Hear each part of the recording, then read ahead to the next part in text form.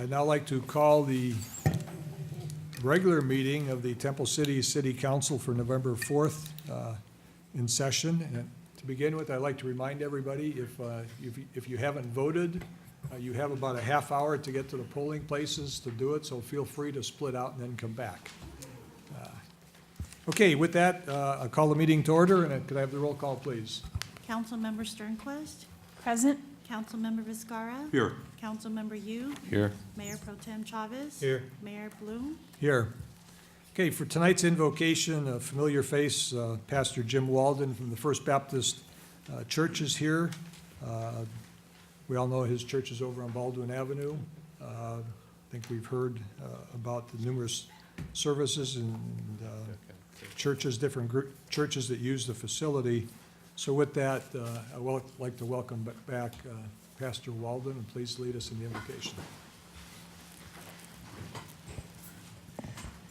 Thank you. Let's pray. Father, what a great nation you've established here. I cannot thank you enough for America, especially on this day of voting. Thank you for that privilege that we have. Thank you for the freedoms that we enjoy. And God, thank you that you have not only blessed America, you've blessed Temple City. We cannot thank you enough. Father, I want to thank you again for these servants here on the City Council that give of their time and their passion to serve us. And Lord, I ask that you would give them wisdom as you can, and you alone. You are so majestic and wonderful. And Father, I ask you to continue to protect our country, protect our military men and women that are serving us and protecting us tonight. And we ask that your will would be done and that you never take your hand off of us. We love you and we thank you for being here tonight. In Jesus' name, we all say, Amen. Amen. Thank you. And if I could have Traffic Commissioner Jim Cliff lead us in the Pledge of Allegiance this evening. Yes, sir, Mr. Mayor.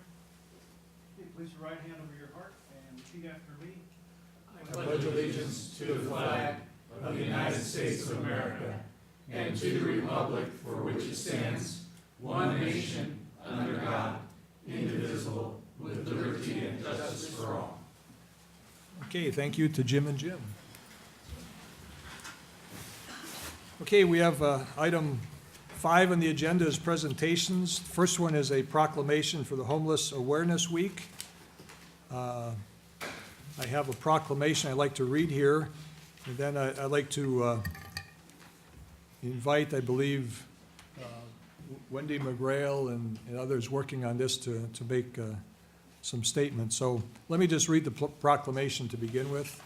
This is the Homeless Awareness Week, November 17th to the 21st of 2014.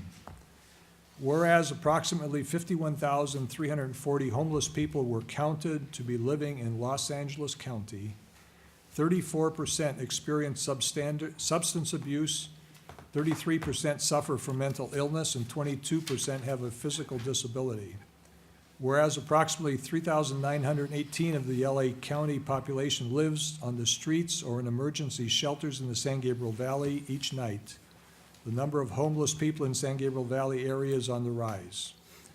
Whereas being homeless makes it difficult to secure basic needs, including access to stable housing, balanced nutrition, self-care, and adequate and appropriate medical health care. Of the alarming number of homeless people in the San Gabriel Valley, 29% are chronically homeless, 47% are substance abusers, and 37% are mentally ill. Whereas awareness of the epidemic of homelessness and its cause in the San Gabriel Valley must be highlighted to ensure greater support for effective programs aimed at preventing homelessness and helping homeless individuals and families obtain and maintain permanent housing. And whereas the citizens of the city of Temple City are the key to preventing homelessness by volunteering time, donating assistance, and advocating for resources, encouraging productive choices, and creating opportunities for family members and neighborhoods to maintain housing. Whereas initiating a Homeless Awareness Week in the city of Temple City will provide us the opportunity to increase our knowledge and understanding of those living without shelter. This activity during this week will also educate residents of the city of Temple City on how to combat and improve this unfortunate problem in our region. And whereas ending homelessness now is critical to upholding the vitality of families and sense of community in the city of Temple City and the San Gabriel Valley. Now therefore, I, Carl Bloom, as mayor, on behalf of the city council, do hereby proclaim the week of November 17th to the 21st, 2014 as Homeless Awareness Week, and urge everyone to volunteer time at a homeless shelter and increase your knowledge and understanding of those living without one. I'd like to present this to the people here representing that and give them a few minutes to talk about it. So I believe Dan Lewis from the United Methodist Church and Wendy McGrail from St. Luke's. So let's first of all present this proclamation, and the council come on up and we'll make a formal presentation to them. We'll let Jerry make a picture here for us. On behalf of the city, thank you to all of you, Mayor. Let's get the full group. Yeah, Jerry's got the front row seat for the purpose. You're up there.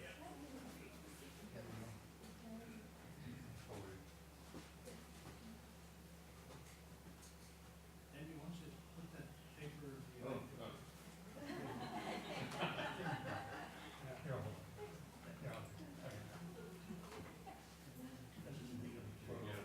Mayor Pro Tem, could you, there you go.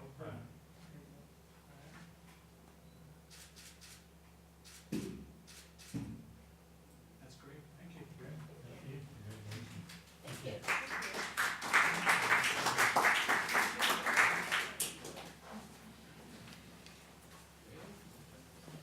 Well, my name is Wendy McGrail, and I'm very excited to be here tonight, actually very honored. I want to give you a little bit of background about what our little group is doing. About 3 years ago at St. Luke, we started St. Vincent de Paul, which is an international organization that assists the needy. And our little conference at St. Luke is charged with assisting the needy in the Temple City area. And being new at this, we didn't know what resources already existed, and so we reached out to the community, and I was put in touch with Pastor David Palmer at United Methodist Church. So a couple of years ago, we started meeting. Pastor Darrell Kelty from Community of Christ Church joined us, as well as others from St. Luke and from United Methodist, Dan here. And we started exploring what we could do to assist the needy, particularly the homeless in Temple City. We have established contact with the San Gabriel Valley Consortium on Homelessness, and they are the ones that asked for this proclamation or promoted it. And we're also coordinating with Union Station and Pasadena and others to establish what we call the coordinated entry system. And that is a way of identifying the homeless, doing surveys with them, putting them into a common database, and matching them with housing. And this is a bigger project that's happening throughout all of LA County.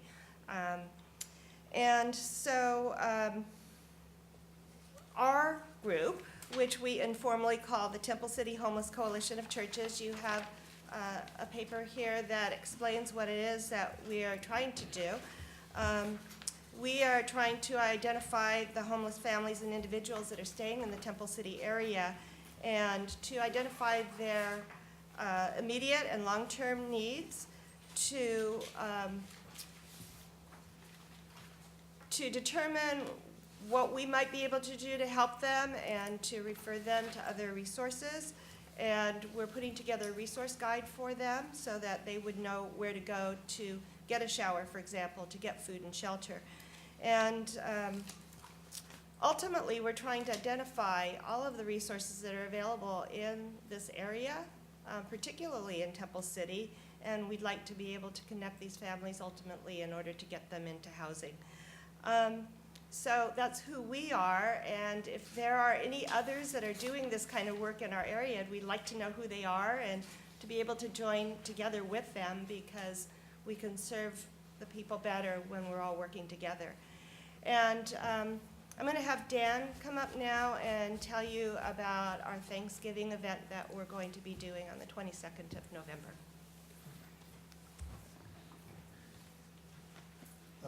My name is Dan Lewis, and some of you know me from a previous incarnation with the Friends of the Library. Actually, about 25 years ago, I had a period of homelessness myself, about 3 years. And that was kind of classic in nature, but a little bit unique at the same time. And during that period of time, I began working with Temple City Friends of the Library, and kind of fell in love with the city. And so some of my motivations towards what's happening now in this regard with the homeless comes from that rootedness. I want to also mention that actually I think the coordinated entry system and what Los Angeles County did in its pilot projects actually came out of the National United Way endeavor. So that's a little broader scope. It's not just the LA County, but there's a rootedness in this that is national. And you'll also hear references to housing first. And that's one of the categorical labels that is being used within this overall project nationwide. That housing is the first thing these folks need. And I would add some other things to it. Personally, I'm learning a little subtle difference between housing and home. We need family, ultimately, we need family. But this event that we're holding on November 22nd at the Temple City First United Methodist Church is for any of those who have already been identified or who may be identified between now and then to come and learn about some of those resources and potentially participate in this coordinated entry system. And we're just learning as we go, and we thank you for your support in the proclamation, and you'll see us out there, okay? Thank you. Good. Thank you, Dan and Wendy. It's very encouraging as we've been working on for a number of years with a ministerial council here in Temple City to have the various churches working together on different issues. One of them, and some of these are tougher issues, and we appreciate, the collaboration between the different churches and the individuals that are stepping up to do this. I mean, we really appreciate it from the city's perspective. So thank you for doing that. I encourage others to join the effort. As much as we wish homelessness wasn't an issue, but just by the numbers that were read on the proclamation, it's a big issue. And I mean, we just can't shut our eyes to it and just hope it goes away, because it's not going to go away. There's some people that really need some help. So thank you on behalf of all of us for what you do, and keep up the good work. And this isn't a one-shot thing. This is a long-term endeavor, so thank you very much. Okay, next we have a Dick Yost from the San Gabriel Valley Humane Society Board and Diane Rios, shelter volunteer. They have the pet of the month for us. It must be a dog. You can tell by all the oohs and ahs. Give me another dog. Hi. Thank you again for having us here this month. This is a little, as you can see, a Siberian Husky. His name is Hunter. It's a very sweet dog. As you can see, he's very gentle. He's well trained. He loves to play in the water. He loves to play with toys. He was found actually as a stray. And just a word to everybody who has pets, I would like to remind you, the reason we could not find his owner was because his chip was not kept up to date. So it's very important that everybody, if you do have a chip in your animal, to make sure it's updated. They call it the chip. How often do you update the chip? Oh, I'm sorry, the microchip. I know. How often do you need to do that? Oh, well, no, I'm sorry. You only need to update it if you move or you change your telephone number. Okay, thank you for clarifying that. Yeah, but the telephone number led nowhere, and we couldn't locate the owner. So I imagine somebody's looking for him. He's a beautiful dog, but he is available for adoption. How old is he? He's 5 years old. Well, they estimate he's about 5 years old.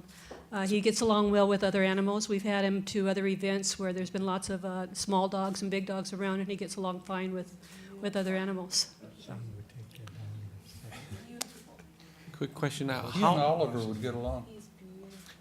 I'm sorry? How long after you've taken a stray, when a dog or cat becomes available for adoption? I believe it's 4 to 5 days. 4 to 5 days? Uh-huh. So Okay, we've had him long enough, yeah. He is up for adoption. Oh, he's up.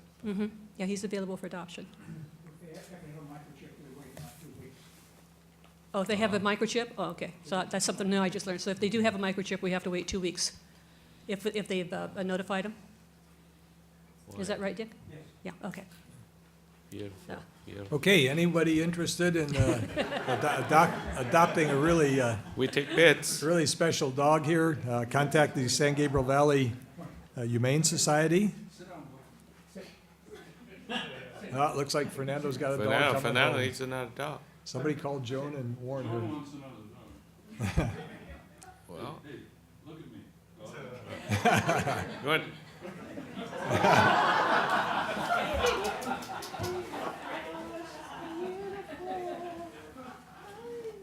He stole the show. Yeah, he's camera shy.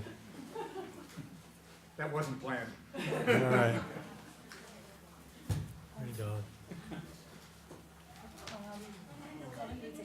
Yeah, Jane would love it. We had Siberian Huskies our kids raised them. I'm gonna show my cat, let my cat smell my hands. Yeah. Oh, she's gonna freak out.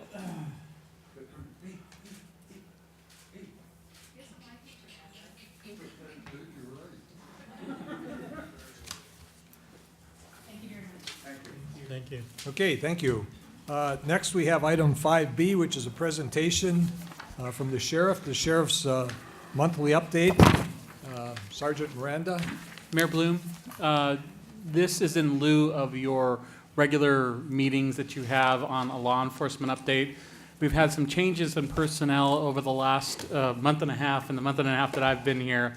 For the public, we do have a changeover in our captain. Our captain is a known commodity and a known person to the Temple City community. Caron Jacob is now, as of last week, is the new Temple Station captain. I've met with her, the council's meeting with her. She'll be out in the community relatively soon. Her experience in the community is really a great asset to all of us, and we look forward to her long tenure here as the captain of the Temple Station. And so in lieu of the meetings that you usually have, we'll get back to those regularly scheduled meetings next month, but because there was a gap of about 60 days in between, we asked Sergeant Miranda to come and give an abbreviated version of his normal law enforcement summary. So with that, Yeah. Sergeant Miranda, thank you, sir. Yeah, let me just, the council usually meets once a month. It's usually the last Thursday, or last Wednesday, I believe, of the month. And we meet at 7 o'clock in the morning so that those people that go to work can get this meeting in ahead of time. We usually meet for about an hour, and we get briefed on issues that they have they want to bring up, and we bring up issues that we have concerns about, so it's our opportunity to discuss that. But we've, because of scheduling and some other things, we haven't been able to do that, so we've asked Sergeant Miranda to come here, sort of give us a briefing or a brief of the longer discussions we usually have. So, you got it. Okay, once again, I'm Sergeant Miranda. Good evening, everyone. I just want to say a couple of things. First of all, the captain, unfortunately, she couldn't make it. She had a previous engagement. I'd also like to introduce our newest member of the team, Deputy Joe Zuniga. This is him right here. We did have another member, and that is Rob Lund. But no sooner than we got him last month, he's already promoted to detective. So we wish him well, and he'll probably actually become a sergeant. He did really well on the testing. So with that being said, we'll hopefully have another member soon. Thank you for that. Okay, and we are going to talk about the accomplishments of the team for August and September. Once again, we didn't have the meeting, so I'll try to get through that briefly. First of all, there was a couple of marijuanas discovered during the month of August. Those were actually discovered by the summer enforcement team with the help of a citizen who brought it to their attention. With that being said, they were the first team to get that information. They worked with the Narcotics Bureau and with our team. In the first location, there were approximately 300 plants, various stages. Some were very huge. One person did in fact go to jail behind that. And with that, the summer team did a great job. They followed that up to another location where they got 2 additional suspects and another 100 plants. Once again, I don't do it any justice. These homes were ruined based on what took place there. Some of the other things we did during August was some special operations, what we call probation operations. We worked with the Rosemead team on both of them.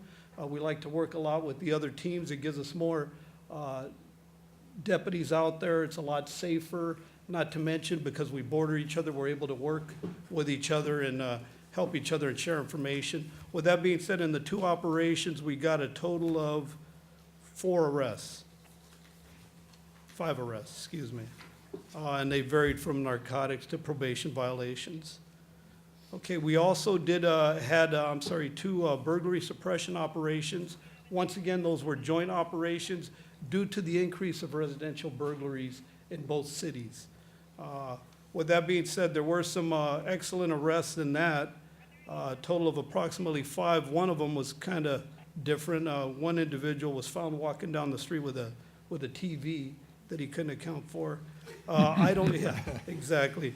I don't know what became of that case. That's one thing I do have to look into.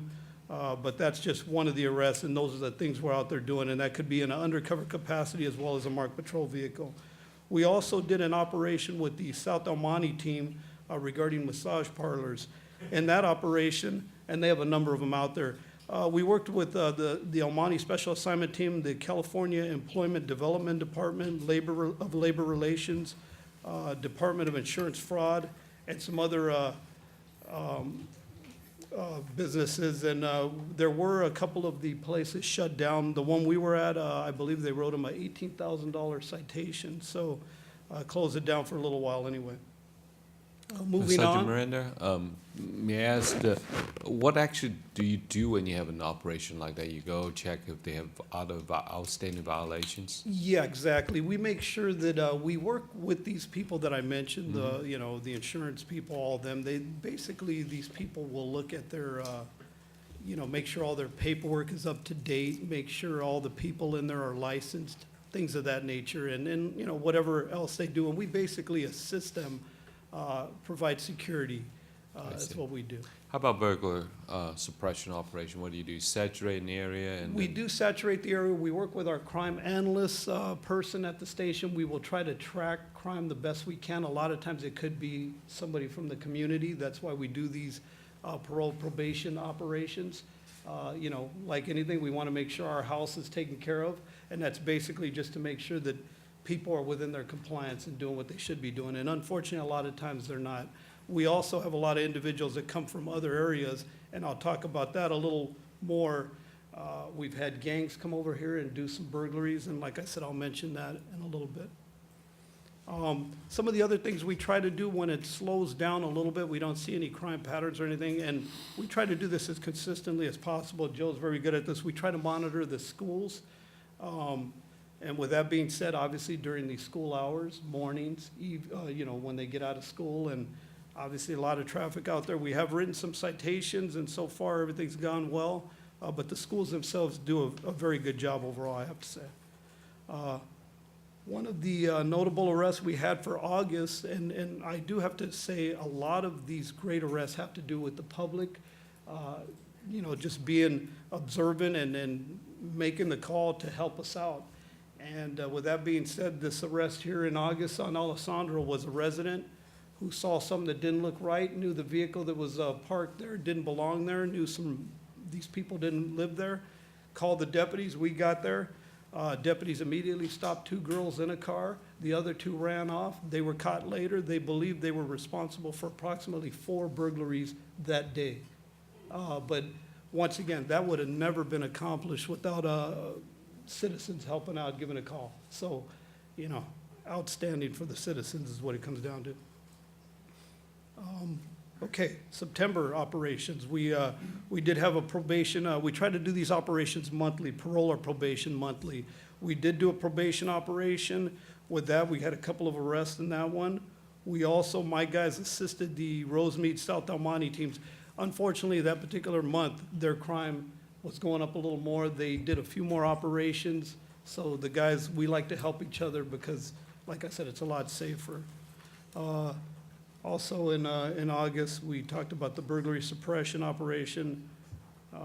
The due diligence, what that is basically people have warrants in the community, generally high dollar warrants over $26,000. And basically we will, we'll have them be accountable for their warrants, basically a ticket or an arrest that they just didn't go to court on. Also September, we monitored once again, Temple City High School a number of times. This is not just one time. Oak Intermediate School, who does really an amazing job out there in their traffic. Muscatel, the reason why you keep seeing Muscatel is we've had some calls, complaints over there. And if you've called me and you have a traffic issue, trust me, we'll get to it. We do operations and we try to get out there as often as we can. One of the other notable arrests from September was, once again, outstanding citizen observation, saw a female actually steal a mail package from a porch. Did such an amazing job, got the license plate of this vehicle. We were able to find out that the vehicle was stolen. We happened to be doing a burglary operation with the Rosemead team, so we had some people undercover who found the vehicle, watched it, it drove away. We caught a couple of suspects. They had a lot of narcotics.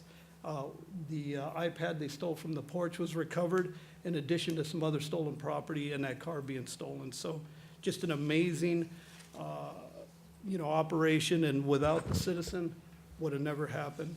Another great arrest we had during the month of September. Once again, I take my hat off to the citizens. Saw a couple of individuals exiting a home, gave a call, knew it didn't look right, got a great description of the car. That car was seen a short time later down the street. Pursuit ensued. Anyway, these individuals were arrested. There were 3 suspects there. They were from a gang over in LA, and they were responsible for 4 burglaries earlier that day. A lot of jewelry was recovered from the victims. So once again, a great job from the community. We've also provided some of the stats. As you can see, we go back and we do some comparisons from, here we went back all the way to 2011 year to date, and that's basically year to date in those years where we stand. Excellent community. I have to say the crime is very low here. We're very happy with how things are. And once again, I have to say it's because of the citizens who are helping us out. There's a lot of communities where the citizens don't get involved, and they're not as safe communities as Temple City. And we just hope that people keep understanding that and doing their part. And I'll tell you, it's really going well with the community involvement, and we really thank you for that. That pretty much concludes. You can see the response times of our deputies for routine calls would be like a report call, I should say. Priority would be like maybe a disturbance call, maybe a husband-wife having an argument and we don't want it to get bad. But a lot of these calls can easily change. They could become emergent. Priority calls would be anything from somebody having maybe a heart attack or something like that, or having medical problems. A lot of times we will respond as well as fire because we generally will get there a lot quicker.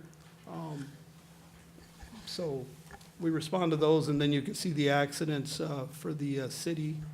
Once again, it's broken down by month. You see the speeding citations, the parking citations, and then you see the number of arrests, and that would include all of Temple City, and that's by our patrol, who does an outstanding job, as well as our team. So. And while there is not a industry standard as to emergency calls, I can tell you, having worked in different cities across and having worked for several different contract cities myself, the emergency call response time is very good, and it's part of the asset that we have is the Temple Station is within such close proximity, right along the borderline within the city of Temple City, and those emergency call times are very good. We always try to have our contract partner try to increase those times within a reasonable time frame.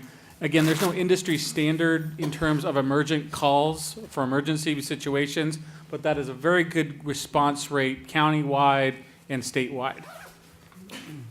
If I could add one thing on that real quick, I do have to say this, it's generally even lower than that. A lot of times, if there's an emergency call, for instance, we'll say Deputy Zuniga has the handle, what we call, he's inputting it in his computer. If I'm closer, I will get there sooner. It may not track that I'm there quicker, but that's with him having the assigned call. But like I said, they're actually, believe it or not, better than that, which is pretty amazing, actually. Sergeant Miranda, I mean, you mentioned about how citizens call been so helpful. I mean, what if we see something unusual, some guy across the street and you're kind of suspicious? What number do we call? Do we not call 911 or call the 285-771? If you have suspicious activity, somebody may be walking in the area, and I always go back to this one, somebody going door to door during the day, that's generally not good, because who's trying to sell or do anything during the day, right? So that's a little suspicious. That number would be our station number, which is 626-285-7171. Obviously, if you see somebody jump the fence of your neighbor's house, you know your neighbor's not home, that's a 911. That's a problem, okay? And I want everybody to know that and care about their neighbor. And so far, what I'm seeing is, I'm telling you, these arrests are just, to me, pretty amazing, but without the public's help, none of this would be possible, so. Okay, any other questions? Thank you. Okay, thank you for the Okay. presentation. And I'd just like to remind everybody that the council has put a priority on the Neighborhood Watch Program. And, you know, we do one of these every month, basically, so every area of the city is covered with a Neighborhood Watch Program where lots of these things are discussed, and you get a chance to meet the sheriff and, you know, have closer dialogue and more details on stuff and advice from them. So it's a combination of the two. I think, you know, we have a great team here that's responding. But as he said, I mean, it's very important that we're all paying attention. I mean, that's only 4 eyes right there. There may be a few others in the station, but maybe we have 10 eyes looking at the community. If we have 100 people in the relative to Neighborhood Watch, that's 200 eyes that are looking, and that's a heck of a lot more. So that's how I think we're making progress in some of this. So thank you very much for the presentation, and we'll be back on our regular scheduled meeting next month, I think, or the month after, probably. Okay, thank you very much. Thank you. Okay, that ends the presentations. We now go to item 6 on the agenda, which is public comments. I'd like to remind the speakers to speak into the microphone, give us your name and address. And we have a 3-minute limit to the presentations. During that time, there's a little clock right here that you can see, and you can watch it count down. So with that, I'd like to invite up Abraham Morendo, I believe, from Metro. Welcome. Thank you. How do I follow that up, right? I'm here on behalf of Metro. I just wanted to provide some information. More than anything, we're going to all the 22 cities within the study area and making sure that folks know what's going on. So I'm here on behalf of the State Route 710 North Study. And again, I wanted to provide some collateral material. I have some fact sheets and FAQs that I've given to the city clerk. If you're interested to learn more about the project, we also have some postcards. If you can sign up your contact information, drop it in the mail, and we'll receive it and we'll drop it in our database, and you'll be updated on the project. So basically, the draft environmental impact report is going to be released early 2015. So we want to make sure everyone's aware of that. And Metro and Caltrans are studying 5 alternatives on how to improve mobility within this study area. One is a no-build alternative. Another one is bus rapid transit alternative, light rail transit alternative, transportation system management and transportation demand management alternative, and the freeway tunnel. Now, it's important to point out that no decision has been made at this time. There's going to be a 90-day a public comment period, so there's ample time to get involved and give us your feedback on this project, as well as 2 public hearings that will be scheduled later. You can also sign up on our database to obtain up-to-date information, and that website is metro.net/SR, the number 710 study. So that's metro.net/SR 710 study. And that's it. Thank you. Okay, thank you, Abraham. Okay, next I have John Chon, I believe. Chow. Oh, excuse me. Okay, John, welcome. Thank you for granting me the floor. My name is John Chow, and I'm a property owner. My address is 5610 Halifax Road, Arcadia, California, 91007. I'm here to request a building or a zoning code change. I am currently aware that there is a 35% ratio of building to size lot for 2-story homes. So I think that's a good idea. Let's keep that. There's also a 50% ratio of building to lot size for single-story homes. That seems quite generous. What I'd like to request is to get rid of the 3,500 square feet limitation on 2-story homes. That seems a little bit out of date. Currently, my lot size is 15,200. So if you limit me to 3,500, that's only 23% of the building. So that's a little restrictive there. I think this would benefit the city because you can get increased property tax revenues, and it would also benefit the homeowners because there would be an expected rise in land value. So I'd like to get your feedback on. Mr. Chow, I want to clarify something. Mhm. You listed your address as Acadia. That is the postal address of Acadia, but actually you reside Yes, within it is. the It city. falls 100% under Temple City zoning. I know, because I live next to you, not, Oh, not do you? far. So I, Oh, I okay. recognize it, but I Well, think- let's go for the change. Well, not so fast, but I just want to clarify that you actually do live within the city. Of Temple City. Yes. Yes, yes, yes. That's why I'm here. Okay, as you know, on public comments, we received the comments. We don't act on any of those. It seems like this should be brought up to our planning commission first. Yes, it has. I've spoken to the city planner, Forbes, and he asked me to come here and speak to you guys. And, the first step on getting the ball rolling, per se, they just said, show up and speak. And Okay, well, And we're so glad, I'm here. we're glad you did that. What we will normally do is to ask our planning commission to look at these issues. Okay. And if they have recommendations they want to bring to us, Okay. we would look forward to them to basically vetting this whole thing out and evaluating it and then bringing any recommendations to us. So- Is there anything else I can do? Perhaps, I think there's a general plan being studied right now, general plan updates. And Oh, like- perhaps that's something might fall into that. I think the best is to talk to Mr. Forbes and see when they meet and so forth. So meaning like bring planning of the new house here or something like that, or what? Well, the general plan update is basically looking at all of our zoning and those type of issues to see whether we need to update that. So we're getting ready to go through that process. Okay. So that would be the time to bring it up, and it would get brought into the mix of items being discussed. So when would that be, and where do I need to be? If I can mention, Mr. Mayor, again, and what Mr. Chow is looking for, and we can't go into much of a discussion or deliberation because of what you've explained in the public comment period, but if he's looking for a variance of some kind too, there is a process in which to go through that with the planning commission also. So that would be the proper venue for Mr. Chow to begin that process if he's looking for, and I'm kind of deriving from that, he's looking for that variance that would have to be granted through the planning commission process. So I would suggest to Mr. Chow that he have a conversation with Mr. Forbes, our community development director, to kind of walk through what you're looking to do. Okay.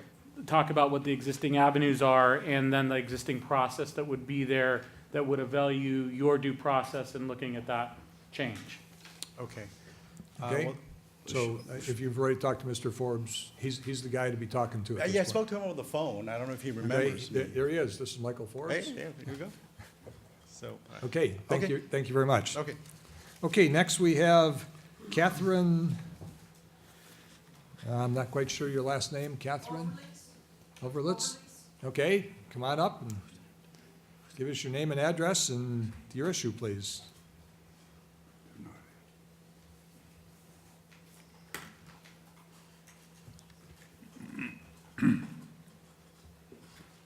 My first name is Catherine, spelled with a C. My last name is Overlease. O-V as in Victor, E-R-L-E-A-S as in Sam E. Yes, I was a former dispatcher for the County of Los Angeles, particularly Los Angeles County Sheriffs. Okay, This is the first council meeting I have ever attended. welcome. Thank you. And I have lived in Temple City for several decades. That's all I'm going to say about that. And I was born and raised in Pasadena, California. And I did attend many Tournament of Roses parades, all-girls Catholic high school in Pasadena. And I've had the privilege of coming to Temple City many years ago as a high school student to visit and spend the night with girlfriends, to visit my aunt and uncle that had a chicken ranch, and to enjoy Temple City as a faraway place from Temple City. Very far away and very different from Pasadena. I loved it, and I love it today. I have no intentions of going anywhere else but to visit and come back. This is our community, and I and my family look forward to the future of this community.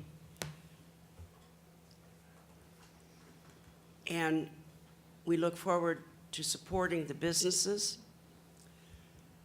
And I want to express to you what certain people have told me about this community. At Ralph's Market, the manager's name is Ralph. And he told me he appreciates all of your business.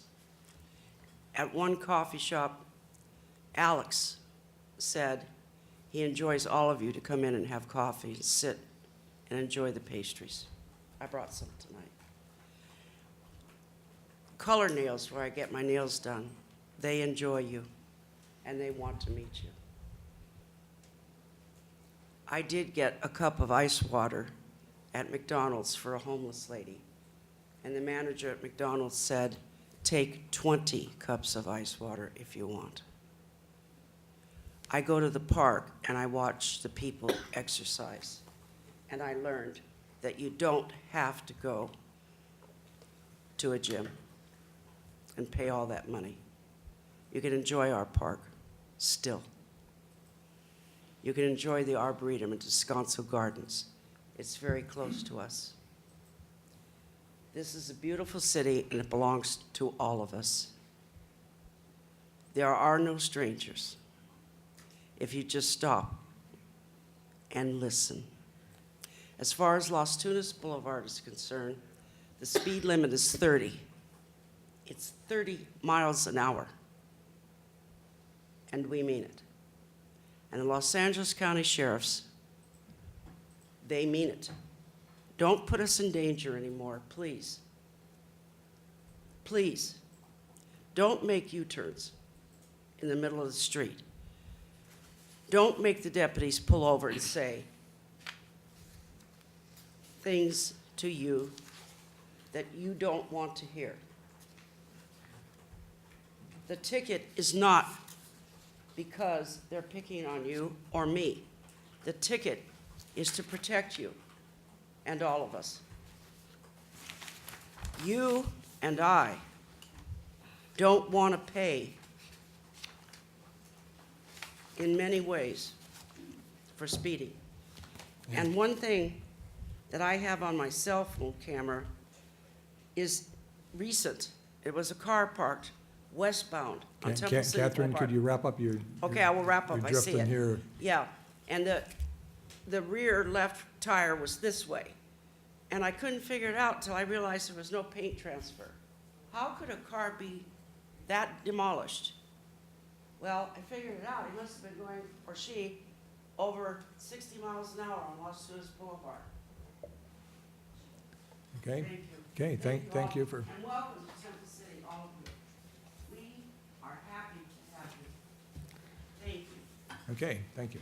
Okay, is there anyone else to speak during public comments that hasn't spoken yet? Jerry, you get to go first, and Mary, you can start working your way up there.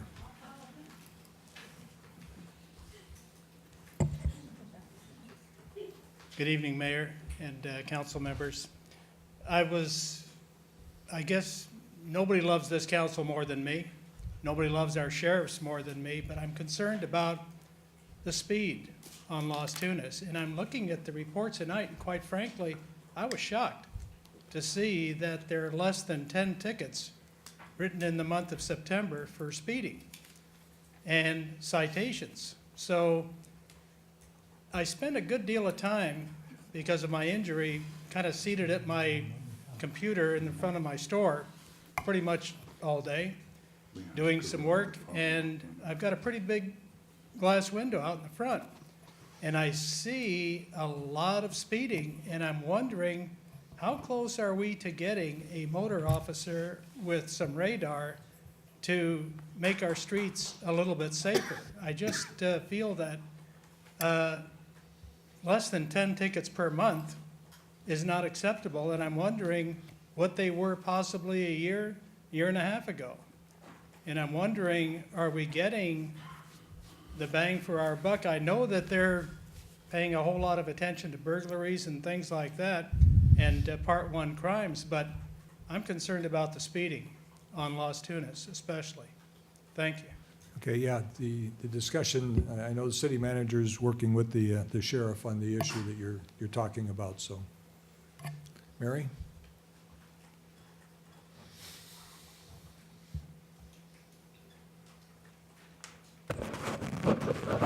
Mary Coqueco, Temple City residents. I know this isn't really your department, it's the planning department, but I want to bring something to your attention that's happening on my street on Camellia. I'm not going to go into details because you can find out what I'm talking about on Las Tunas. There was a green gate, like for construction, and I checked with the Planning Commission. Naturally, I was interested in what's going to go on. Is they going to knock it down? What's going to go up? Well, I was told something completely that's what's happening. I was told that all they're going to do is re-roof, add on another room, and do some interior stuff. Well, what happened is they knocked off the whole top, and they started kind of like demolishing. So I asked, I said, I went to the city, and they said they got okays, the plans, and all that stuff. And that's not what they're doing, so they put a work stop on it. Well, yesterday, what happens is I hear this banging in this truck. So I called. I said, what's going to happen? They say, nothing. There's a stop work thing. So they did another one. What concerns me is the city puts the laws out, and these builders or whoever are not paying any attention. They got a stop thing because they didn't, whatever they applied for, they weren't doing. They were doing something completely different. Yesterday, they started whatever they're doing. They got another stop order.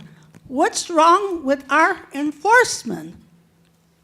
That these people are doing exactly what they want to do, and we have no control? Maybe we should start looking at our laws. What is happening?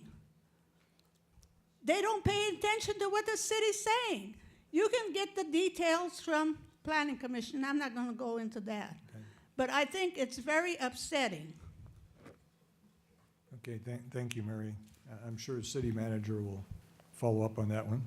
Okay, is there anyone else who cares to speak during public comment time? Okay, if not, I'll close public comment. We'll move to item 7 on the agenda. That's a consent calendar.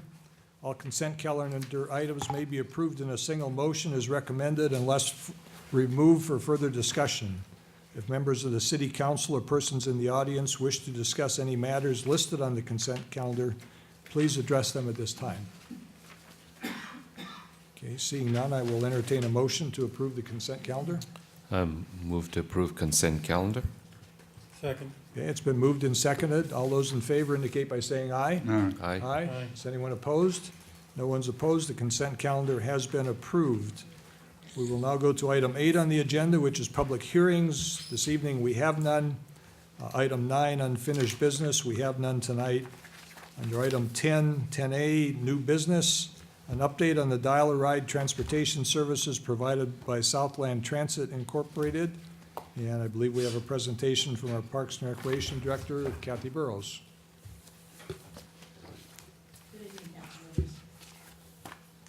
Good evening, Council. On September 14th at your council meeting, Councilmember Sternquist requested an update on the dial-a-ride transportation program. So we are back tonight to give you just a brief update. As a little bit of background, the City Council awarded a 3-year contract to Southland Transit for dial-a-ride transportation services on May 6, 2014. Due to ongoing complaints and concerns with the previous provider, a customer service clause was added to the scope of services. It is listed up here. I'm not going to read the whole thing. However, one component of it does require the service provider to keep records of all complaints and to submit those to the city on a monthly basis. Just a little bit of background. Since STI began providing service on July 1st, 2014, we currently have approximately 1,587 dial-a-ride members that live in Temple City and another 62 that are unincorporated dial-a-ride members. They operate 3 vehicles, one 12-passenger shuttle bus that accommodates 2 wheelchairs and 2 4-passenger minivans that also accommodate 2 wheelchairs. These are pictures of the vehicles. This is obviously the 12-passenger shuttle bus, the exterior and the interior, and the minivan, the exterior and the interior. Just some brief statistics over the last 3 months of the service. The ridership has remained pretty steady between 1,150, 1,200 rides per month. The operating days are listed there. The highest ridership days are listed, which averages around 55 to 60. Lowest days usually are holidays or the weekends. The total trips are listed. They're right around 1,000. And the no-show percent is one thing I just wanted to briefly touch on. We try and encourage our dial-a-ride members, if they have to cancel a reservation, to please cancel it in advance. If they don't, then we're going to assume they're going to be there. The vehicle will go to pick them up, and then we find out they're a no-show, which eliminates another resident from booking a ride because it's already been reserved. So we do encourage our residents, if they are not needing the transportation service, to please call and cancel so we don't have no-shows. One of the things we wanted to go over with the council was some concerns and complaints we've had over the last 3 months. One thing I want to preface this report saying that we always receive complaints about dial-a-ride no matter who the provider is. What we're looking for is how the provider responds to the complaints. And so in the first month of service, there were about 10 complaints in the first month. They focused mainly on administrative issues.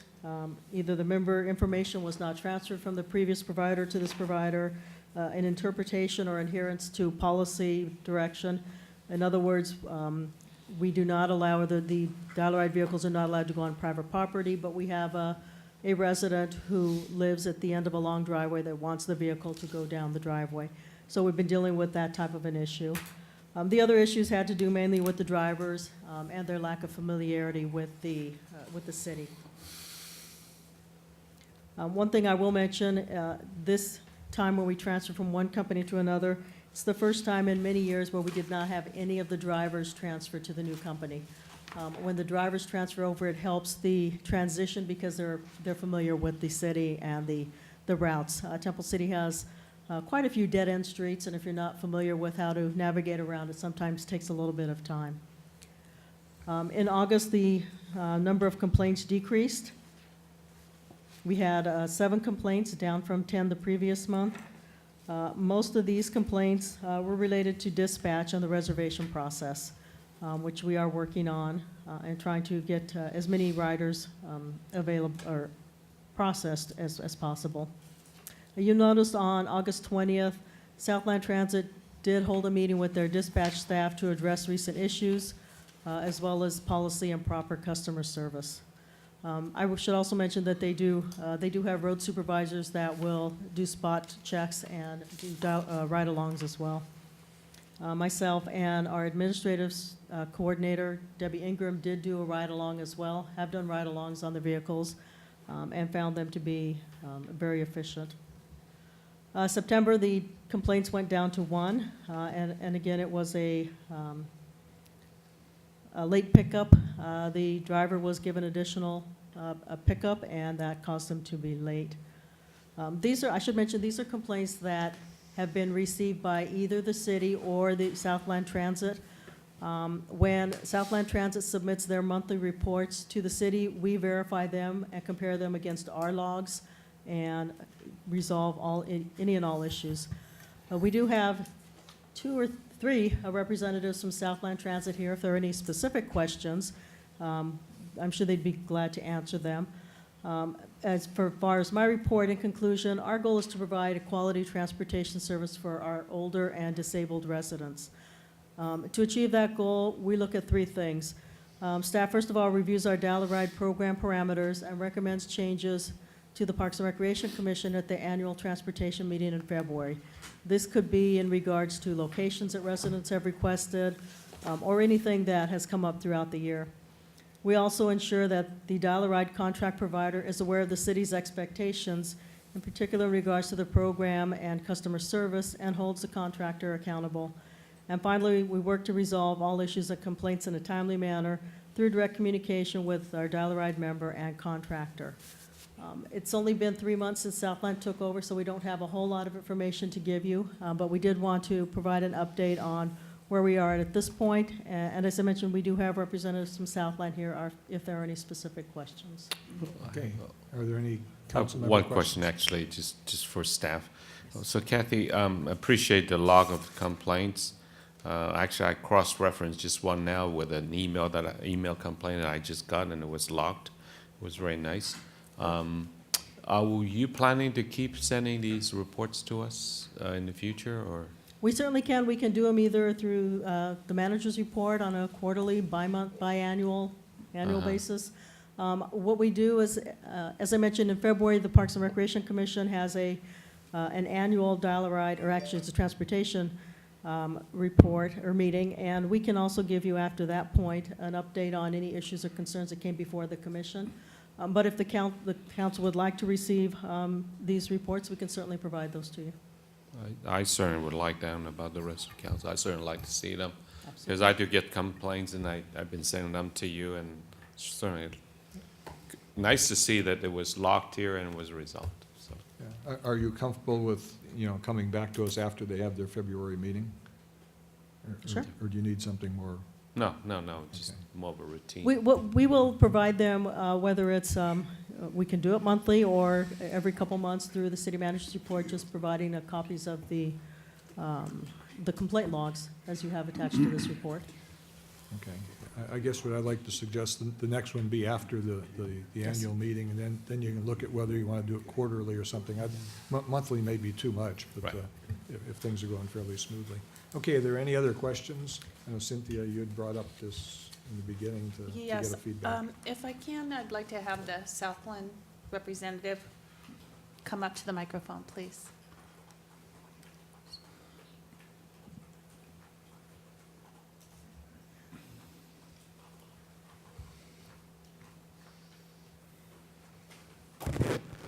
Good evening. Good evening. My name's I'm sorry. My name is Scott Transu. I'm the Vice President of South Lawn Transit. Thank you, Scott. I just had a question in reading the complaints and then the response from Southland. I believe there was an August 22nd meeting that you were going to hold with the employees and deal with the concerns, and I'm just wondering what the results of that meeting were. Michelle Gammas is actually our project manager. I did not participate in that meeting, so I'll let her explain that. Thank you.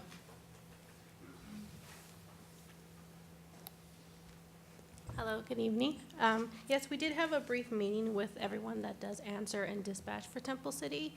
It was just kind of a run-through of policies and procedures, and to remind them, because every contract has a little bit of different procedures. I know one of them that was on the complaint log was a call-out if a driver is running late. So that was one that came up a few times, that we did have to kind of coach them and remind them that they need to keep track of these drivers, and if they are running late, they need to be calling out the passenger. Okay, one of the complaints that I hear most frequently from people that ride Dial-A-Ride is that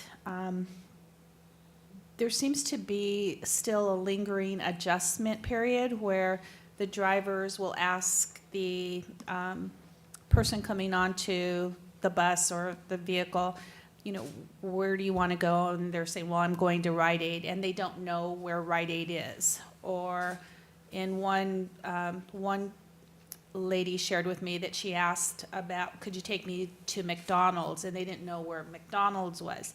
So if there's anything you could do to help educate, you know, the drivers to become familiar with those places that are frequently used by our residents, so that our residents are feeling comfortable knowing that the drivers know where they're going, instead of having to coach them, you know, turn right, turn here, because I think that's when accidents can happen also, as, you know, when they're listening to numerous people give directions on the vehicle. So just as a suggestion. And I think in the other predominant complaint I hear is, or concern, is that there are a couple of drivers that are not necessarily very patient with our elderly and disabled residents that are using the service, and to the extent of being rude. So I don't know how frequently you hold your staff meetings. You did say that you held a brief one. My recommendation would be that those meetings are a little bit more in depth and not brief, especially when you're just starting off with our city. And we obviously went to another provider because we had some genuine concerns. And for me to just have a repetition of similar concerns makes me a little bit nervous.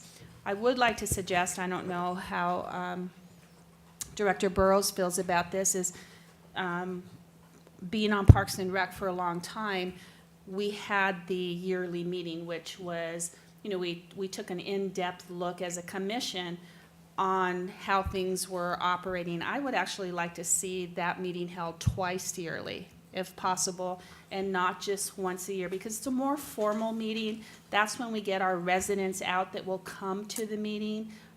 When you would come, you'd be able to respond. So it's just my suggestion. I don't know how the rest of the council feels about it, but I think this service is vital to people, our seniors and our elderly, and I can't emphasize enough that it's critical that that service is, you know, top-notch in my book. So just something that, you know, I'd like to share. Yeah, and if I could respond, very good points, and we'll definitely address them. The first point regarding the drivers and their lack of familiarity, as Kathy mentioned, none of the drivers from the previous contractor who were very familiar with the service area came over. Some were going to come over, but then it became kind of a game of, you know, well, stay with us, we'll move you to Pasadena. So we were scrambling last minute to really fill these roles. However, in that regard, we did have comprehensive training with them. What Michelle was alluding to about the August 22nd meeting was more of a meeting with dispatch. We have ongoing monthly safety meetings with every driver, as well as dispatch and the regular staff meetings. I think from the complaints, as far as your second point, I think that they started off high, 10 for the first month, which is kind of to be expected, but then they've started leveling off. And just to put it in perspective, we do about 1,200 trips a month. So if you're getting a few complaints, that's relatively a pretty good percentage. But still, it's not good enough. It should be perfect, it should be 0 complaints. And the goal, exactly, Absolutely. the goal should be 0. Absolutely. And just to kind of preface, the way we track our complaints, we developed a very nice spreadsheet with the city's help as well. And so what we do is, as she was talking earlier, we have a complaint logging tracking spreadsheet. So we can log every complaint as either policy related, which is possibly they didn't like the ride time, or they didn't like that they couldn't go out to a certain boundary. Well, that's really nothing you can do, because you have to, those are part of the policy procedures that we have to follow. Then there's a valid complaint, and then if we investigate it, then it's found to be invalid. Then it still gets logged as a complaint, but it might be 10 complaints, but maybe 5 of those might be valid. But as you mentioned, there should be 0 complaints, and we'll make sure to strive to do that. Well, I mean, I think we're all realistic. I don't expect 0, but I think that's the goal. Absolutely. I mean, you've got to set your right. And if you fall benchmark at short a that, little bit, yes. yeah, absolutely. But we, I mean, obviously, there's going to be complaints no matter what. Right, absolutely. So, thank you You're welcome. very much. Okay. Quick question on complaint, if I may. I'm sorry. Okay. Yeah. If a resident or a rider wants to file a complaint, what's the best way to do that? I was just looking at a city website and actually don't see a link to any kind of complaint forms or anything. What would be the best way for somebody to register a complaint? In our Daily Ride brochure, we do have the information on how to contact us if there is any concern or complaint. I need to double check because I thought we had a complaint form on our website. So I'm looking at it, I don't see it. okay, then I need to follow up on that because I thought we did. But we definitely do have a form that our administrative coordinator fills out anytime anyone calls, and we always encourage them, if somebody just calls to, with something that wasn't quite right, we advise them to call us anytime they have any concern, whether it's considered valid or not. For us, all complaints are valid. They may not be anything we can do anything about, Right. but we do want to hear all of them.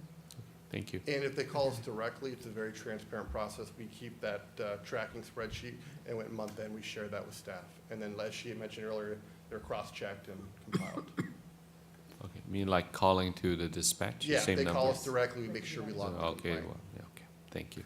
Okay, Mayor Pro Tem, I believe you got Just, some. do your vehicles have GPS? These vehicles are not equipped with GPS now. That would seem to be a very simple way to overcome the where do I go problem. Yeah, you know what though? We couldn't hear you. Yeah. I'm sorry, what she was mentioning was we have the same drivers now, so they're very familiar with the service area. Basically, some of our cities require GPS during the bid process when we put them on. We did not put them on for this process, but you know what, we'd be happy to. It just seemed to get easy way of getting rid of a Done. problem. We'll take care of it. I mean, You're welcome. you dial in McDonald's and it takes you to McDonald's. There you go. Yeah. You know how to do that, huh? No, not really, but I will say, over with the new vehicles, we have 3 minivans, accessible minivans, and 1 cutaway for the larger wheelchairs and whatnot. They've been very well received by most passengers. I've seen them driving around town. They look very nice. Yeah, they're very nice, and they're Very much more nice cars, flexible yeah. to get into neighborhoods and whatnot. Good. So, Okay, thank you. Any other questions from council? Okay, if not, I'll open it for public comments. Anybody from the public care to speak? We're here. Mary, you're second. Come on up. You need to come up to the microphone. Well, if you want to talk to them afterwards, feel free to do that. Okay. Okay, if you want to do that. Mary, you want to come up? No, wait a minute. She wants to. Let me speak. Okay, you can speak. I ride, but I ride. Well, just a second, Mary. I go for a walk every single morning, council, and I enjoy my walk from various times I go. And one morning I wasn't able to go, so I went in the afternoon. And the van Turn it down. was going eastbound on Las Tunas Drive and was approaching Kaufman Street. And I was crossing northbound in the crosswalk. and the dial-a-ride van was in the crosswalk. And the driver didn't see me, but that wasn't really bothersome. It wasn't going that fast. But he continued into the intersection, and I stopped dead in my tracks because here comes the squad. And he goes down Kaufman, very quiet, and all of a sudden lights and siren. Then he comes down a little bit faster, and he makes a right turn on Las Tunas. Now, if he had not made that right turn on Las Tunas and continued into the intersection, he would have gone right into dial-a-ride. So I called. Luckily, I have dial-a-ride's number. And it went to, I think, you. Well, she says to me, what is the issue or what's the situation? I said, well, the situation is I had to go back into the intersection and point to the elderly driver to go back, back, back. Because if we hadn't had a right turn on Las Tunas going west, the squad may have gone southbound on Kaufman. That would have been horrific. The elderly driver's window was up. He was talking to his ride. And all I can tell you is what I told her. Several years ago at the Arboretum, the elderly driver who was driving on a revoked license did not see the young woman. She was drugged under the tram. She has now had her 17th operation. It cost the county in excess of $3 million. Check the LA Times. You don't want that. Bye-bye. Okay, thank you, Mary.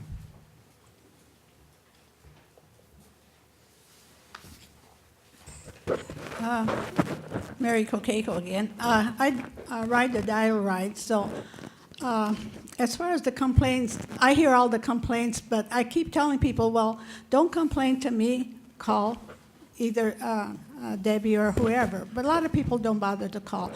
My really concern is the dispatching. I'll start with what happened to me Friday. I was at my doctor's office. He had late appointments off of Naomi, where all those parking lots are. It was dark and everything. I had a pickup. I always call to make sure, well, when they're going to be there, you know, to verify and stuff. Well, I called at 6:35. I got a recording. We're gone for today. Call back tomorrow morning. They're supposed to be there on Friday. It's 8 o'clock. I called at 6:35. I was stranded there. I didn't know if anybody was coming. I didn't know if they're late. Nobody called me on my cell phone.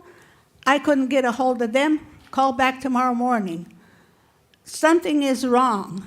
If at close, 6:35, I thought, well, something happened. I'll call it again in 5 minutes. So I called again, the same thing, a recording. I called family members. They were all in Pasadena. Finally, I called a friend that picked. I said, I'll stay here till 7. If nobody comes, so my friend came at 7:10. Nobody showed up. Luckily, I have a doctor that wouldn't let me stand there by myself. But anyway, it's the dispatching. Sometimes when I call the dispatching, you're lucky if in 5 minutes, 10, sometimes it's 15 minutes. You can't get a hold of anybody. And then somebody picks the phone up. I say what I want. They say, well, transfer you. They transfer me to somebody else. Sometimes I can be on trying to get a hold of somebody 15 minutes. It's been a half an hour. If I don't have an appointment, I don't mind, But that night, it's dark back there, and nobody picked up the phone. And on the weekends, they're only there till 5. I understand that. But this was during the week. And the drivers are there till, I think their last pickup is 7:30 or whatever. They're supposed to be at the thing at 8. So my worst part is the dispatching. You never get a hold of anybody. Mary, when you say you have to wait 10, 15 minutes, what do you mean? You have to call Oh, for somebody, okay, okay, I'll dial, okay. If nobody picks up, I don't get a hold of anybody for 5 or 7 minutes, I'm not gonna hang on for, and use all the juice on my cell phone, so I So hang you call up, and back then in I, that then 10 I call minutes back later. and say in about 5 minutes. One time I was at my, I'm just giving you 3 examples. Once I was at my physical therapy on First Street. I called at 3:15, finally at 3:30 I got a hold of somebody. I said, I need a ride home. We don't have anything until 7 o'clock that night. I said, he's not even gonna be here. From 3:30, nobody's going to Arcadia till 7 that night. Okay, that's one thing. Another one, I wanted to go to the hospital for the business office. I called at 10:30 in the morning. They said they don't have nothing till 3:34. I said, that's too late. I said, you pick up somebody on Longden across from the school to go to the hospital every day. What time are you picking them up? 11 o'clock. I said, I'm 5 minutes away from them. I'm going to the same place. So then they picked me up. The dispatching is really, really bad. As far as the drivers, they're pretty good. I can't complain about the drivers. There was one that was bad, but I think they talked to him. He's fine now. He knows the streets and Mary, everything. Mary, So- I think we got the message. The Okay, dispatching, I so, think yeah, they're- but wait, one more thing. Those vehicles, to me, it's like a tin can. If it ever got hit, heaven help you. They are tin. Inside, the gate that opens up, that's metal. You know, and then on the other side where the seat goes up, it's metal. They are not safe. They might go through all the regulations, but if that thing was ever in an accident, we're in trouble. Okay, thank you. Thank you for your input on that. Anyone else care to speak at this point? Okay, I'll close public comments at this point. Are there any other council comments at this point? Okay. I think you heard the comments and the issues, and I'm assuming that you'll work with our staff in addressing those issues.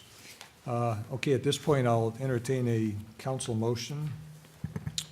Mr. Mayor, I move to receive and file the report, update on the dial right service.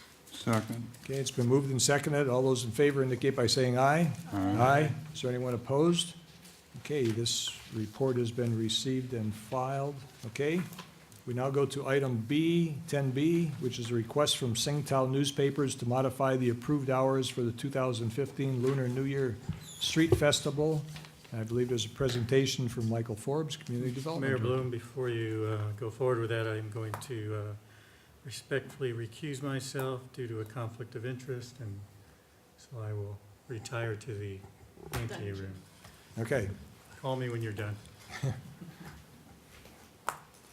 all right. Thank you. Good We can evening, proceed. Mr. Mayor and council members. In August, the city council approved a request from Singtown newspapers to host and co-sponsor the 2015 Lunar New Year Street Festival. There were several conditions from the city council that were attached to that approval, one of which was that the festival hours would be limited from 9 a.m. to 7 p.m. on Saturday, January 24th, and from 12 noon to 7 p.m. on Sunday, January 25th.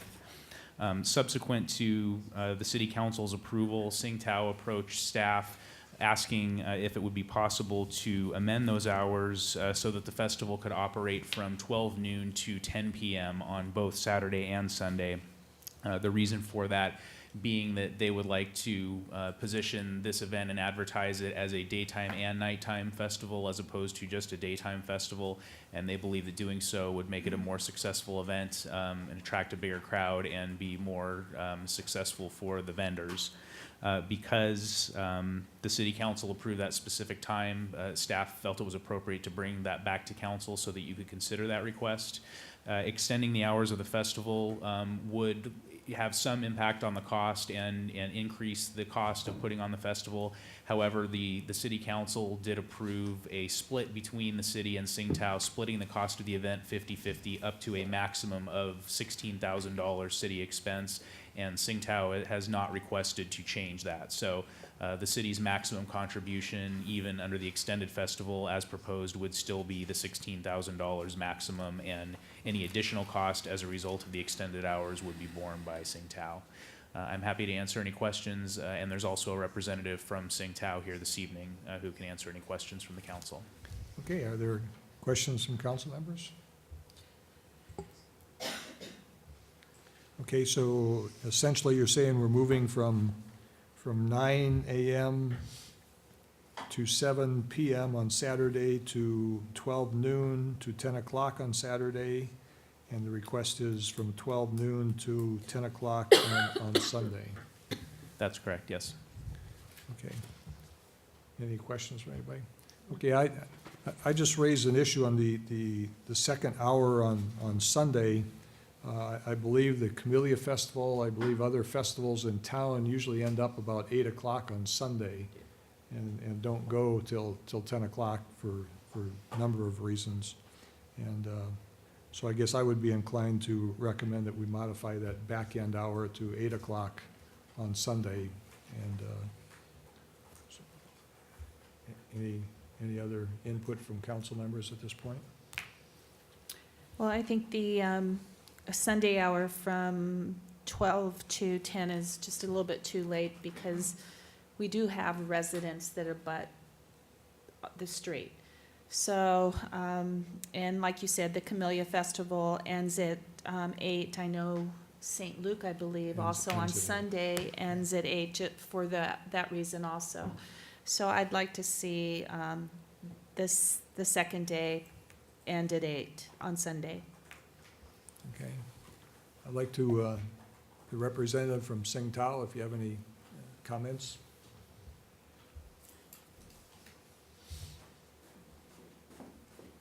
Good evening. My name's May, represent Tsingtao. So, after the last meeting, a few of the residents raised up the event hour that concerned the Sunday morning for the church service. That's why we moved the hour to 12 to, we want to request to 10. But if not work to 10, then we're willing to do at 9. I mean, to Okay. 8, So, if not so- 9. So noon to 10 on Saturday and noon to 8 on Sunday is okay with you at this point? Yes, yes. Okay. Okay. Any other questions from council members? Okay, I'd like to open it for public comments. Anybody care to?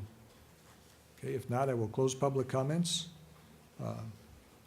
Anything else from the council? If not, I'll entertain a motion. Make a motion to amend the hours on Saturday from 12 until 10 and Sunday from 12 until 8 o'clock. Second. Okay, it's been moved and seconded. All those in favor indicate by saying aye. Aye. Anyone opposed? Okay, it's been approved 4-0 with Councilmember Chavez recusing himself on this issue. So thank you very much. Thank you. And look forward to a good festival this year. Thank you. Okay, item, well, we'll wait for Councilmember Chavez to rejoin us.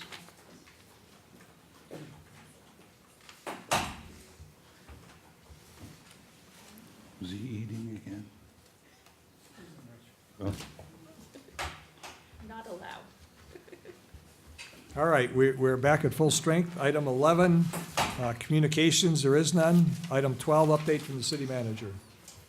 Thank you, Mayor Bloom. As I mentioned earlier, we do have a new captain, Captain Caron Jacob, who we're very excited about having and hopefully having for a long period of time, even with the changeover in sheriff that we'll be seeing tonight, one way or the other, with whoever that may be.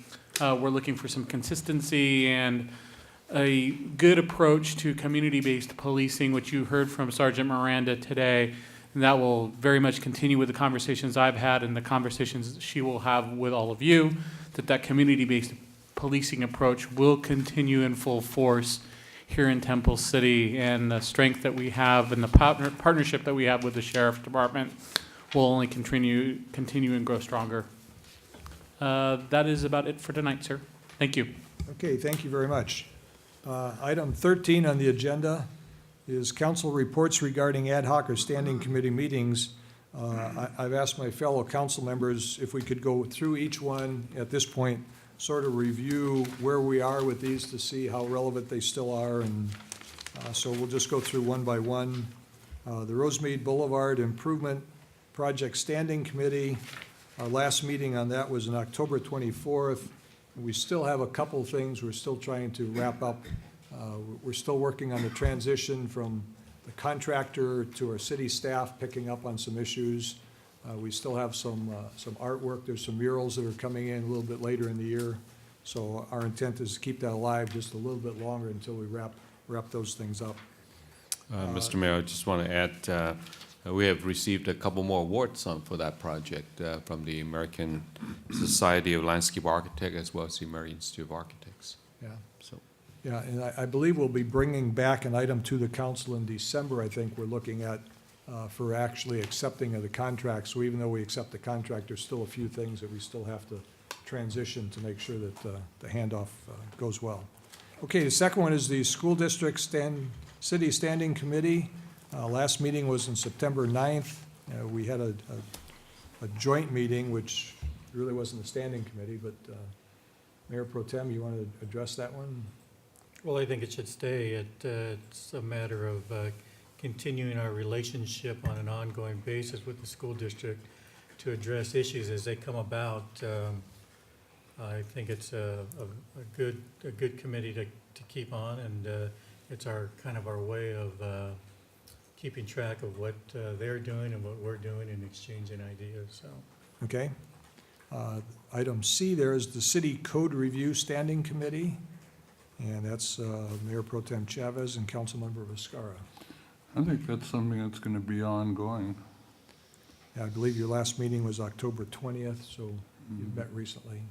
Yeah, those are issues that just come about from staff as they're going through and they see a need. And, you know, it all started about a year or so ago, and I think staff recognized that many of our codes are outdated and we can't go through them all at once, and it's just a matter of step by step. So I think for now I would keep that. Okay. Item D, the Civic Center Master Plan Standing Committee. It's Councilmember you and myself. Mr. Mayor, we last met July 13th. There's no formal update except that we have had a joint meeting with the Temple City Unified School District. So right now, staff is working on the facility needs assessment that we have approved. So we're waiting for staff to bring back a report to us. Okay, so that's there's no still immediate active. action, yes. Okay, still active.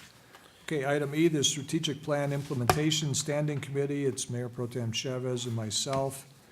As you know, we're working through that. Probably got another couple months, 2 to 3 months before that one's finished, and I think that one can probably end once we get to that point, but we still got a fair amount of work to do to get to that point. Okay, the next one was the Las Tunas Downtown Revitalization Standing Committee, council members Viscara and you. Mr. Mayor, the committee met, forgot the exact day, a few weeks ago. And then the staff presented findings from the draft findings from the traffic report. So staff is still, we've made some comments, and staff is taking that back and trying to finalize that. That's actually a base, it's going to establish a baseline. Right. So that we can continue on with the rest of the study. Yeah. So we have a ways to go. Yeah, it seems like we've sort of been in a little bit of lull, but it's getting ready to ramp up Yeah. at this point. Well, it's not so much a low because the traffic engineers are actually doing their study, and they've been working diligently with city staff to come up with recommendations that we think will be useful to us. Okay, the next one's the Future Development of City Properties Standing Committee. That was council members Viscara and you. I think you last met in September 26th. September 26th was our last meeting, and really there are two discussions. One is on the Primrose properties, and one is on the Mortuary property. On the Primrose property, the discussion was on what to do with the maintenance, and I think at the time, we directed staff to work with the city attorney to review existing tenant leases, and staff is going to bring back to us some recommendations of what to do with it. I think currently we really don't have any plan necessary to move forward immediately, but at least we want to take care of the existing leases. But don't we also have to address future development of those areas? Yes, but that's our next And bring step. recommendations back to this body? Right. And the next discussion was on the mortuary property, and for that, we actually brought back the recommendation to the council, and the council has given us direction and as far as the demolition, and also the other direction was to go find, or to look for a consultant to do the market, the size retail market study, and that, I believe, is underway. Okay. So it looks like we still have a ways to go, so we need to continue this committee. Okay, next one's the Audit Standing Committee. That's Mayor Pro Tem Chavez, Councilmember Yu, and Planning Commissioner Curran. Yeah, we met last week, the Audit Standing Committee, with city, with Tracy, and also the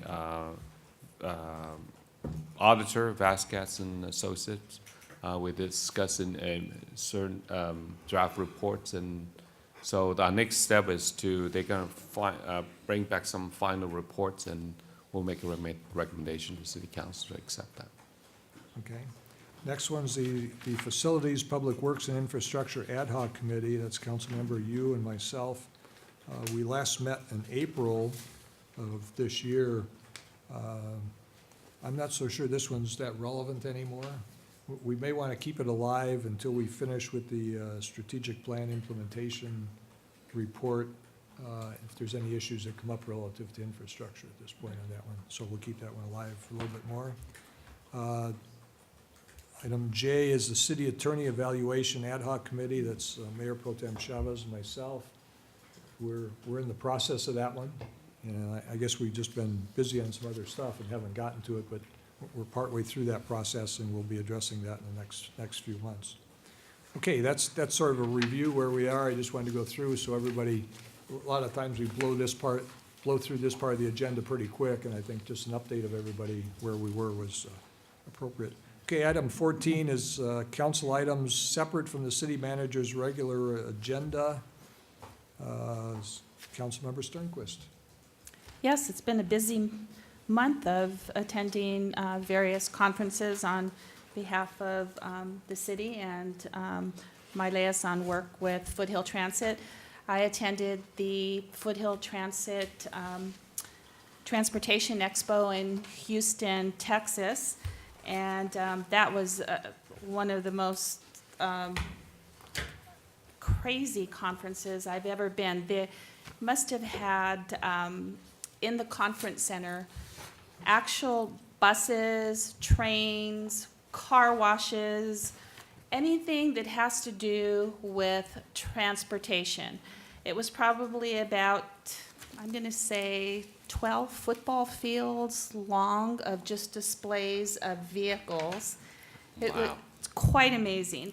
But I was asked to go to present the APTA Scholarship Awards to students from across the country. That it's a competitive process, and they're given scholarships to attend college, and it was very interesting. They actually did presentations, and I brought those discs back, and it was on leadership. So it very much are things that can pertain to our own city and our city employees, and our city manager is going to review those and possibly glean some things from them and use them for some staff meetings. So thank you for doing that, Brian.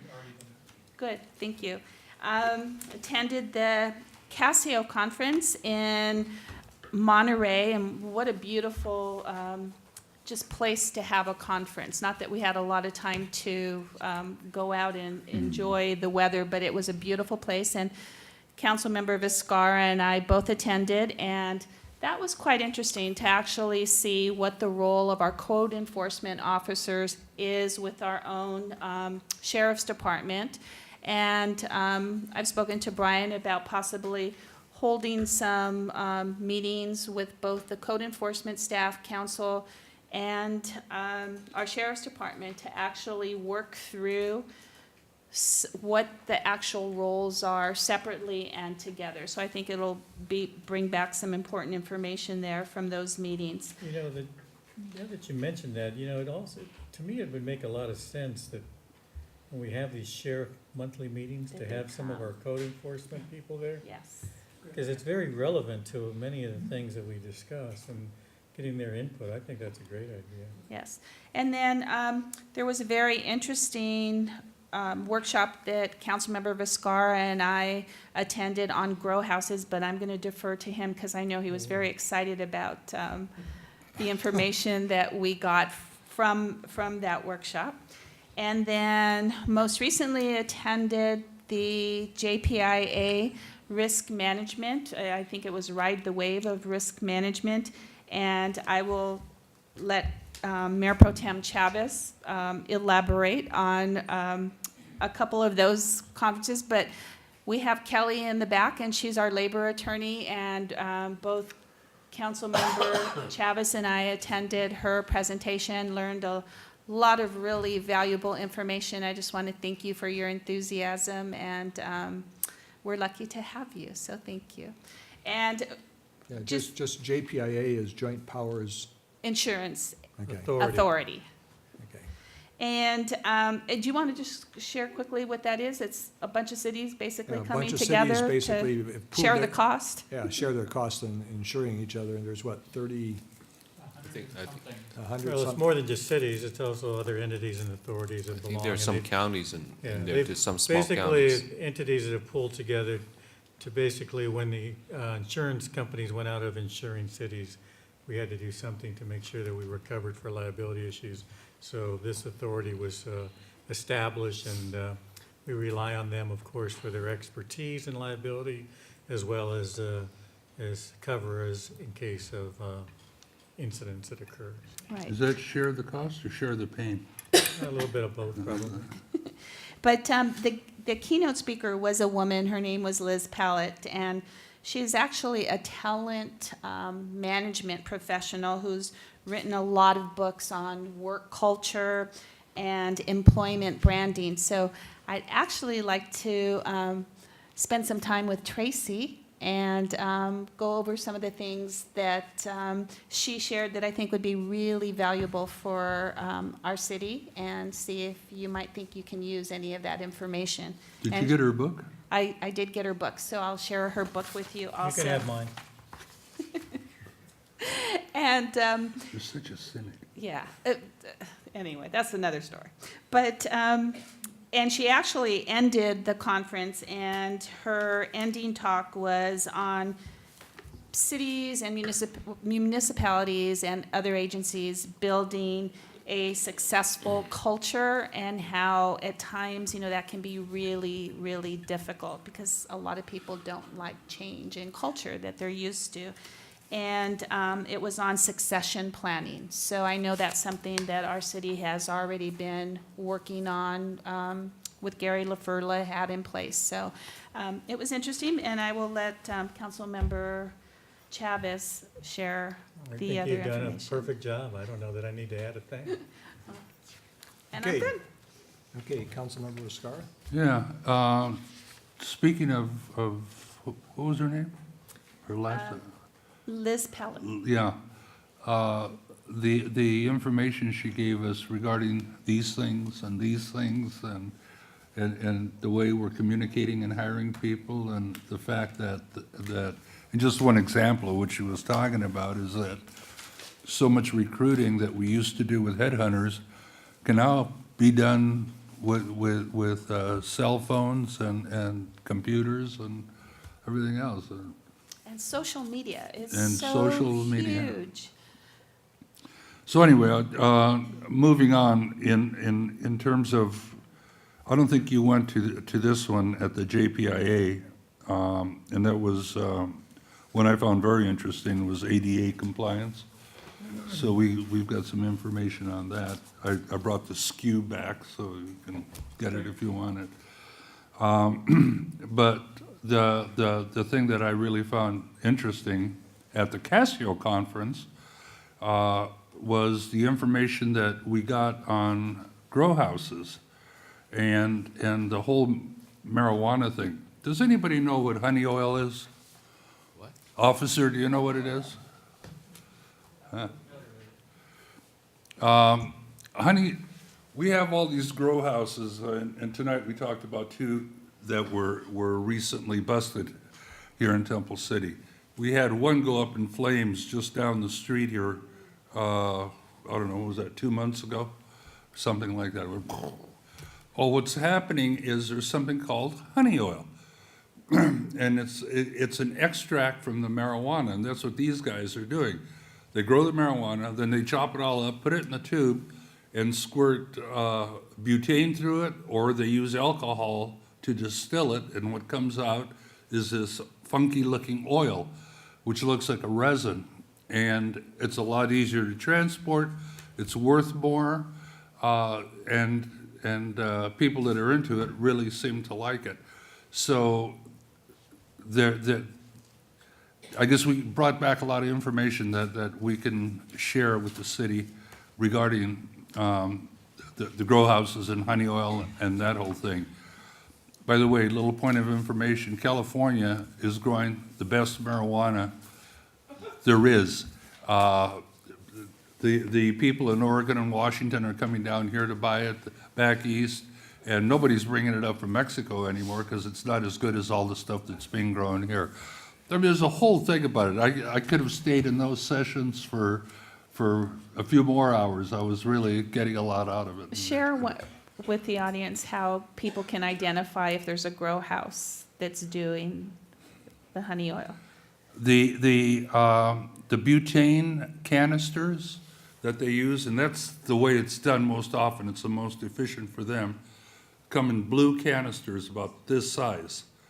And as they use them, they have to get rid of them, and they throw them in the trash. So on trash day, if you see a bunch of these empty canisters in somebody's front yard, that's what's going on there. Please call the sheriffs and let them know. Well, should we let Athens know? We should probably let Athens know. Since we empty the cans in manually, the Yeah. trash cans, so you can see them. So, and there's a lot more. I could go on for quite a while longer because I was really getting into it.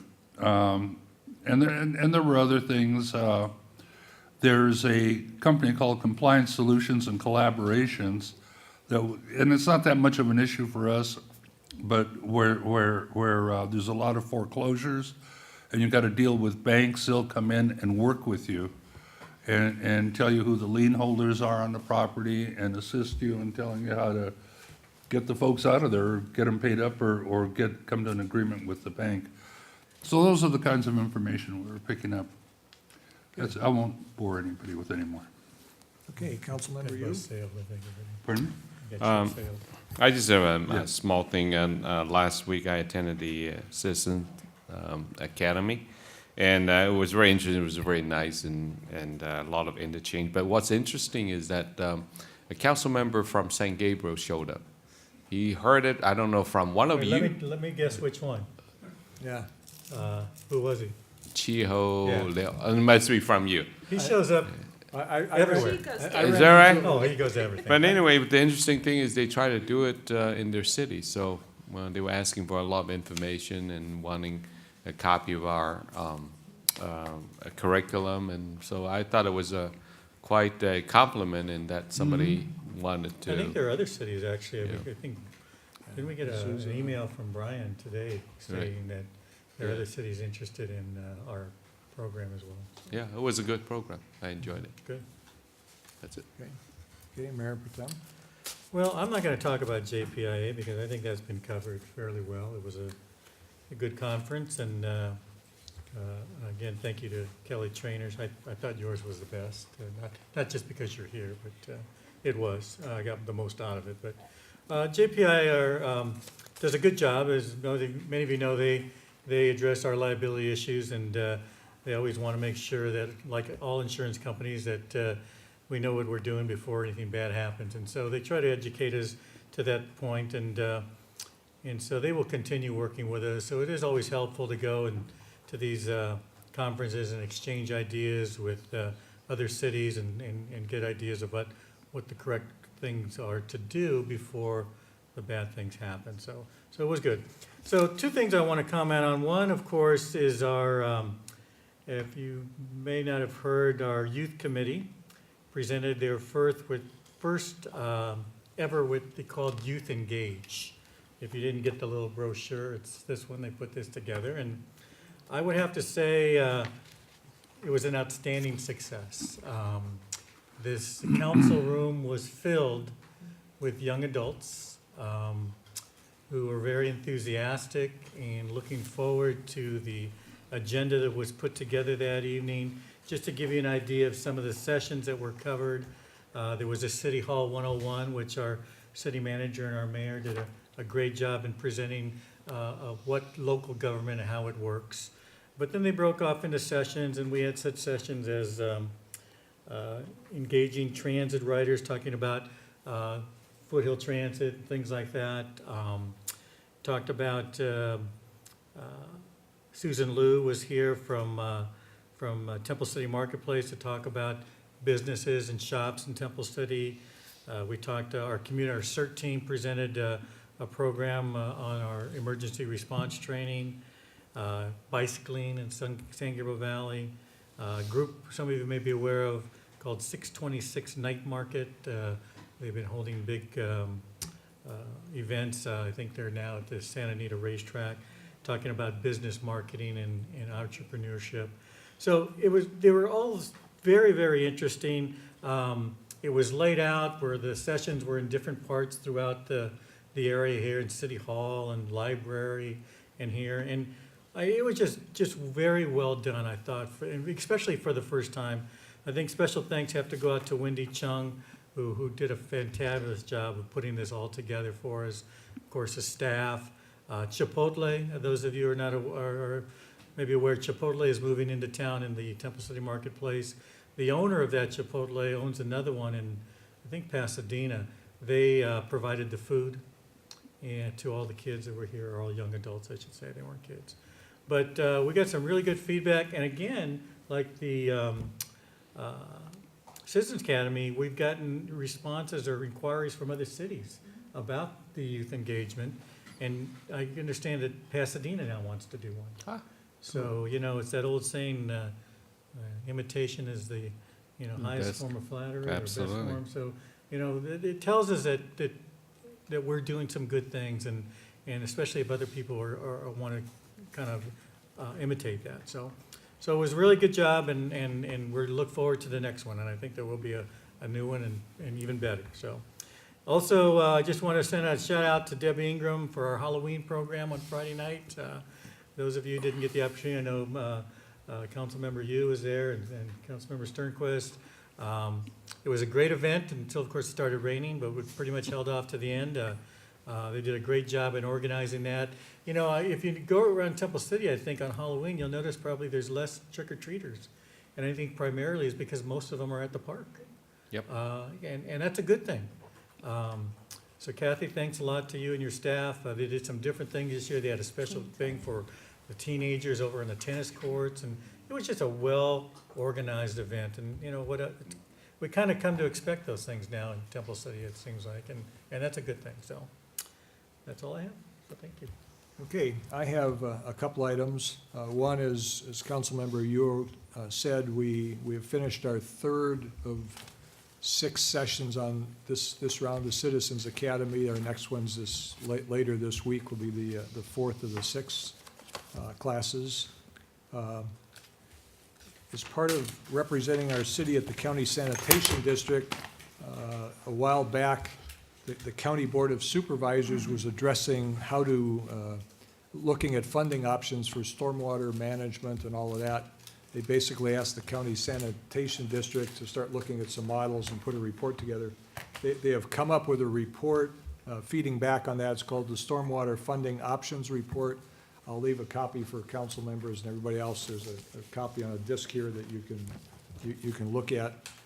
Fairly lengthy, talked about all kinds of options, so it's now back to the Board of Supervisors and others to address that issue, so that has progressed along there. I guess the other thing, just an announcement, and if you're aware, beginning next Monday is the open period for filing for the city council election that will be next March 4th, I believe it is. 3rd. March 3rd. The filing period opens. If anyone is interested in running for city council, please contact our city clerk to get information how to file and all the other information that goes with it. So that begins there. With that, we finish item 14. We go to item 15, which is reimbursement of expenses to city officials for conduct of city business and for city payment of conference expenditures. There is none on this agenda. We will now recess to the successor agency to the Temple City Community Redevelopment Agency. And I would like to call that regular meeting of that successor agency to order and ask for a roll call vote, please. Agency Member Sternquist. Present. Agency Member Vizcarra. Here. Agency Member Yu. Here. Vice Chair Chavez. Here. Chairman Bloom. Here. We'll now move to the consent calendar. All consent items can be approved in a single motion. Motion to approve.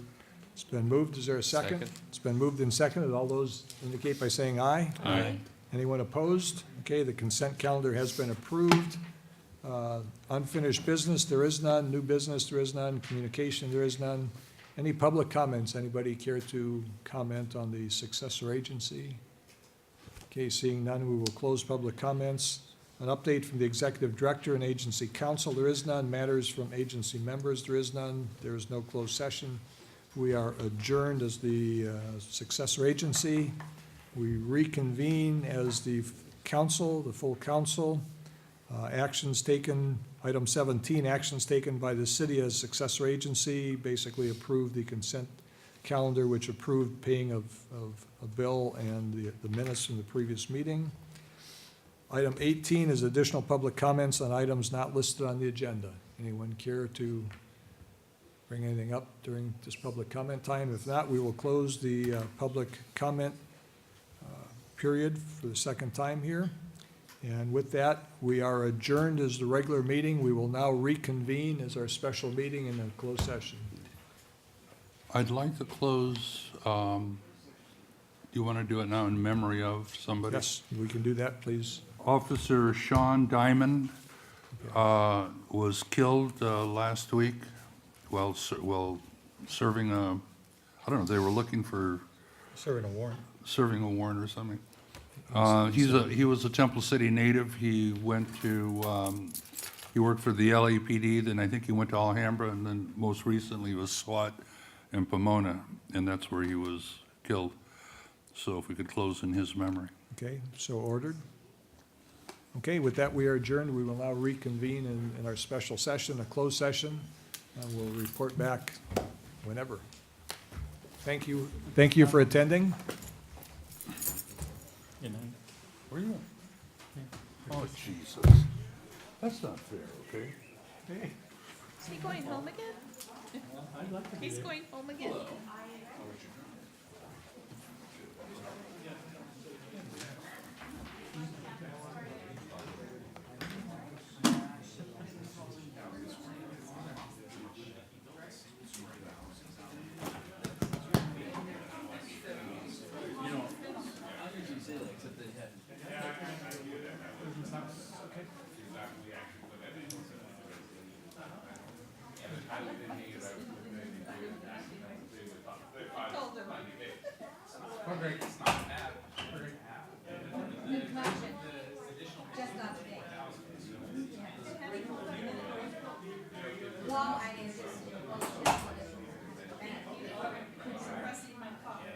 Do you need more? No, I'm good, thank you. Hey, honey. When you have a chance, I'll ask. to sit one-on-one. Yeah, I know. It's not a bad thing to have. I try to get my thoughts together, and so when we don't get a weekend, just. Yeah.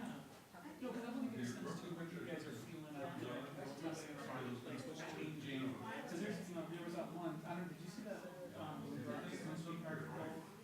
I'll forward it to you. It was talking about the changing dynamic, about the tear downs.